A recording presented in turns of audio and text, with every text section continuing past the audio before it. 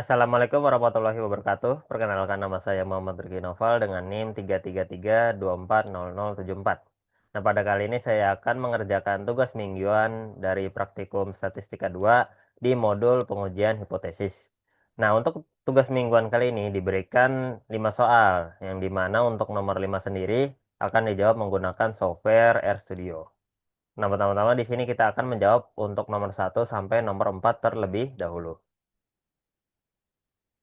Nah, di sini untuk nomor 1 yaitu jelaskan apa yang dimaksud dengan uji hipotesis secara sederhana.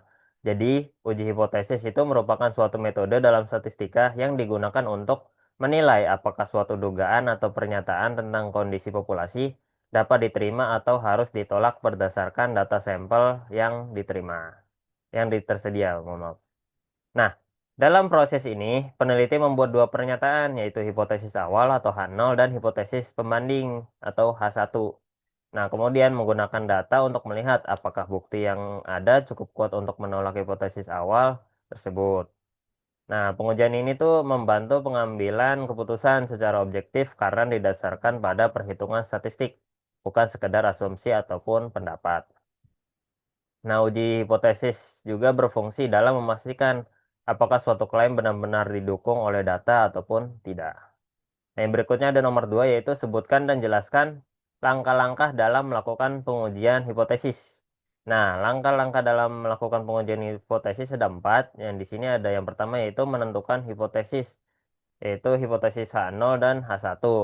Di mana kita akan menyusun dua pernyataan yang akan diuji, yaitu hipotesis 0 dan hipotesis alternatif atau H1. Nah, untuk satu populasi, H0 biasanya dituliskan dalam bentuk mu sama dengan mu 0, yang kemudian bahwa parameter populasi sama dengan nilai tertentu. Sedangkan untuk dua populasi, H0 dapat dinyatakan sebagai mu 1 sama dengan mu 2, yang berarti tidak ada perbedaan rata-rata antara dua kelompok yang dibandingkan. Nah, hipotesis alternatif atau A1 menjadi kebalikannya, yaitu menyatakan adanya perbedaan ataupun pengaruh. Yang berikutnya di sini ada menetapkan tingkat signifikan atau alfa. Nah, pada tahap ini ditentukan nilai alfa sebagai batas toleransi kesalahan dalam pengambilan keputusan. Nah, nilai umum yang digunakan itu biasanya adalah 0,05 atau 5% atau 0,01 atau 1% yang menunjukkan peluang terjadinya kesalahan dalam menolak hipotesis 0 yang sebenarnya benar. Misalnya jika alfa 0,01 maka terdapat kemungkinan 1% kesalahan dalam keputusan. Nah, semakin kecil nilai alfa, maka tingkat keyakinan terhadap hasil pengujian akan semakin tinggi. Untuk langkah yang ketiga yaitu menentukan daerah kritis dan jenis uji statistik. Nah, batas nilai tertentu yang digunakan untuk memutuskan apakah H0 ditolak atau tidak. Selain itu, dipilih juga metode uji yang sesuai dengan kondisi nyata seperti uji Z, uji T, atau uji F. Nah, pemilihan metode ini disesuaikan dengan ukuran sampel, distribusi data, dan jenis parameter yang diuji. Nah, yang berikutnya ada langkah yang terakhir yaitu menghitung nilai statistik uji. Nah, menghitung nilai statistik uji menggunakan data sampel yang tersedia. Nah, nilai ini tuh diperoleh dari perhitungan berdasarkan parameter sampel seperti rata-rata, simpangan baku, dan ukuran sampel.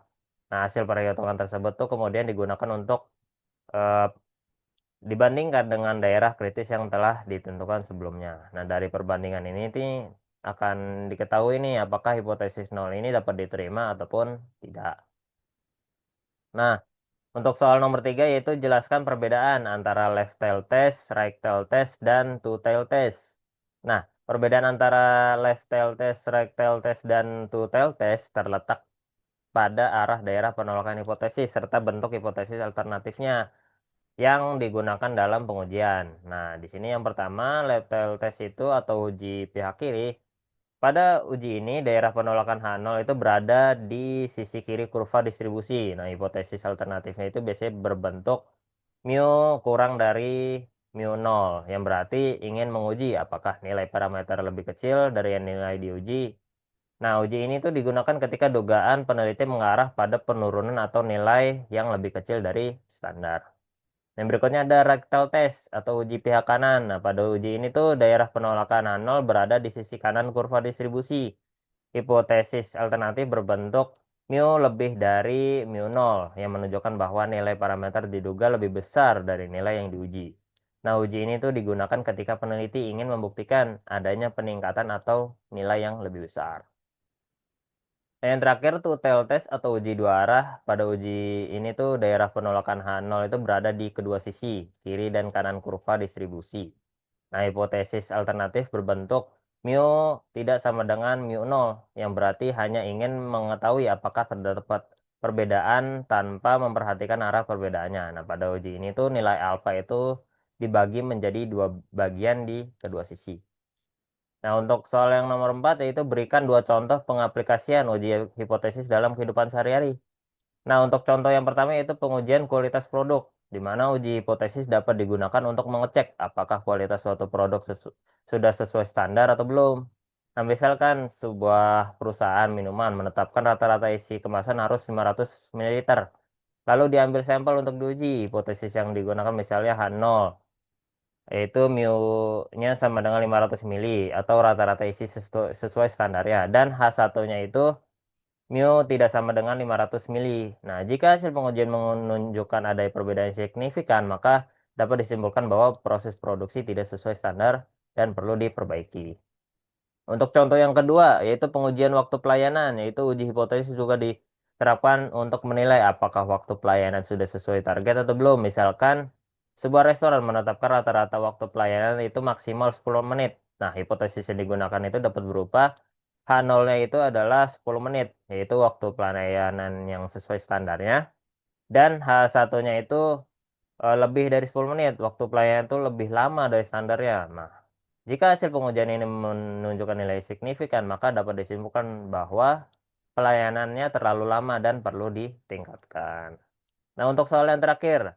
Nah, di sini sebuah perusahaan produsen gula pasir menetapkan bahwa berat rata-rata isi bersih produknya adalah 1000 gram per kemasan. Nah, untuk mengevaluasi kestabilan proses pengemasan, diambil 36 kemasan secara acak. Nah, dari hasil penimbangan diperoleh rata-rata berat sampel yaitu 1020 gram. Nah, diketahui bahwa standar deviasi populasi sebesar 60 gram dengan tingkat signifikansi 5%. Nah, di sini kita akan menguji apakah berat rata-rata kemasan gula pasir tersebut berbeda dari standar perusahaannya. Nah, di sini kita akan menggunakan metode yang two-tail ya, two-tail test. Nah, di sini saya akan menggunakan software RStudio. Kita ke software RStudionya. Nah, di sini sudah terlihat ya untuk software RStudionya. Langkah pertama yang kita lakukan itu kita akan menentukan hipotesis yang akan diuji. Yang pertama di sini ada hipotesis 0 atau yang dinyatakan sebagai mu sama dengan 1000.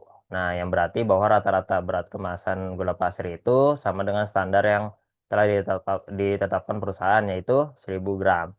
Nah, di sini juga ada hipotesis alternatifnya atau H1-nya yaitu mu tidak sama dengan 1000, yang berarti rata-rata berat kemasan gula itu tidak sama dengan 1000 gram, atau dengan kata lain terdapat perbedaan dari standar perusahaan.